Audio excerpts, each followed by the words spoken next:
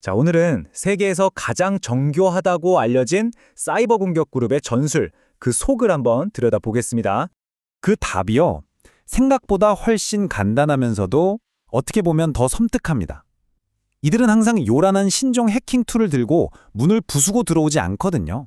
이들은 Living off the land, 줄여서 LOLBS라는 기법을 사용합니다. 이게 비유하자면 마치 도둑이 남의 집에 들어와서 그 집 차고에 있는 공구만 가지고 모든 걸 훔쳐나가는 거랑 똑같아요. 이렇게 되면 공격자의 악의적인 활동이 그냥 평범한 일상적인 네트워크 작업처럼 보이게 되니까 탐지가 정말 어려워지는 거죠. 자, 그럼 이게 어떻게 가능한 건지 한번 제대로 파고들어 보죠. 공격자가 침투해서 제일 먼저 하는 건 바로 주변을 샅샅이 살피는 겁니다. 일종의 지형 정찰인 셈이죠. 근데 이때 아주 조용하게 시스템에 원래 깔려있는 윈도우 기본 도구들을 써서 환경을 싹 훑어봅니다. 경보가 울릴 리가 없죠. 여기서 진짜 재미있는 게 뭐냐면요. 이 공격자들이 쓰는 도구라는 게 사실은 바로 지금 여러분 컴퓨터에서도 돌아가고 있을지 모르는 아주 평범한 프로그램들이라는 거예요. 보통 시스템 관리자들은 이런 도구로 시스템이 건강한지, 문제는 없는지 점검하잖아요. 그런데 공격자는 바로 그 똑같은 명령어를 가지고 도메인 컨트롤러나 제일 중요한 서버가 뭔지 콕 집어 찾아냅니다. 바로 이 지점이 Living off the land 전략의 핵심을 제대로 보여주는 대목입니다. 또 다른 내장 도구인 WMIC를 한번 볼까요? 그러니까 핵심이 뭐겠어요? 그냥 디스크에 공간이 얼마나 남았나 확인하려고 쓴 명령어가 공격자한테는 여기 중요한 데이터가 있구나 하고 알아채는 첫 번째 단서가 될 수 있다는 겁니다. 자, 이제 작전의 하이라이트로 넘어가 보겠습니다. 바로 네트워크에 있는 모든 사용자의 만능 열쇠, 그 계정 정보를 훔치는 단계입니다. 이들의 최종 목표물은 ntds.dit라는 파일 딱 하나입니다. 이게 윈도우 도메인의 왕관이나 다름없는 건데 문제는 시스템이 돌아가는 동안에는 이 파일이 단단히 잠겨 있다는 거죠. 그럼 대체 이걸 어떻게 빼낼까요? 여기서 정말 기가 막힌 방법을 씁니다. 윈도우에 내장된 백업 기능을 역으로 이용하는 거예요. 먼저 섀도우 복사본이라는 걸 만들어서 시스템을 통째로 살짝 복사해 두는 거죠. 그럼 그 복사본 안에서는 잠겨있던 파일에 자유롭게 접근할 수 있거든요. 이걸로 파일을 안전하게 훔쳐내는 겁니다. 이게 얼마나 치명적이냐면 미국 사이버 보안 및 인프라 안보국 시사에서도 이렇게 경고합니다.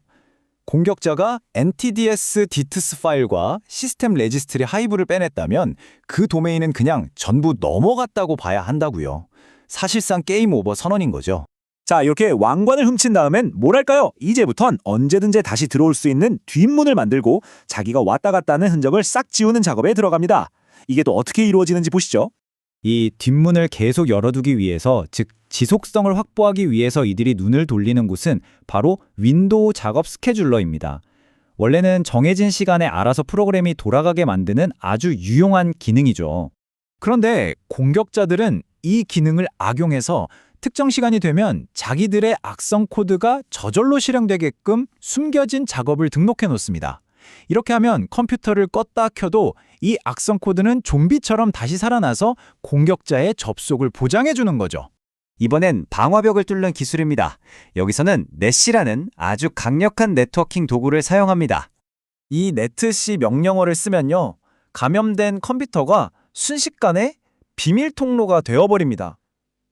겉으로는 멀쩡해 보이지만 내부망의 데이터를 외부의 공격자 서버로 몰래 빼돌리는 거죠. 방화벽은 이런 정상적인 도구를 이용한 통신을 의심하기 어렵고요. 자, 그럼 이런 교묘한 공격을 우리는 그냥 보고만 있어야 할까요? 아닙니다. 뭘 봐야 하는지만 제대로 안다면 시스템 속에 숨어있는 이런 유령들을 찾아낼 수 있습니다. 이제부터는 방어자의 입장에서 한번 살펴보죠. 이 표를 보시면 한눈에 들어오실 텐데요. 여기서 제일 중요한 건 이런 NTDS 유틸이나 VS애드민 같은 도구들을 무작정 막으면 안 된다는 겁니다.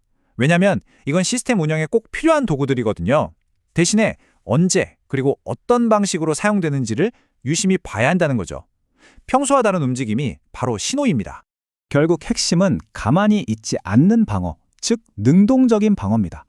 방어 담당자는 여기에 나온 것처럼 특정 윈도우 이벤트 로그나 파일이 갑자기 생성되는 경로, 그리고 레지스트리 키 값의 변화 같은 것들을 계속해서 지켜봐야 합니다. 이런 리빙 오프 더 랜드 기법의 미세한 흔적들을 놓치지 않기 위해서죠. 오늘 살펴본 내용을 보면 이런 생각이 들죠. 우리가 가장 믿고 쓰는 시스템의 기본 도구들이 사실은 가장 큰 보안 허점이 될 수도 있다는 것. 여러분은 여러분의 시스템 도구들을 과연 얼마나 자세히 들여다보고 계신가요? 오늘 내용이 도움이 되셨다면 구독과 좋아요 한 번씩 눌러주시면 정말 큰 힘이 됩니다.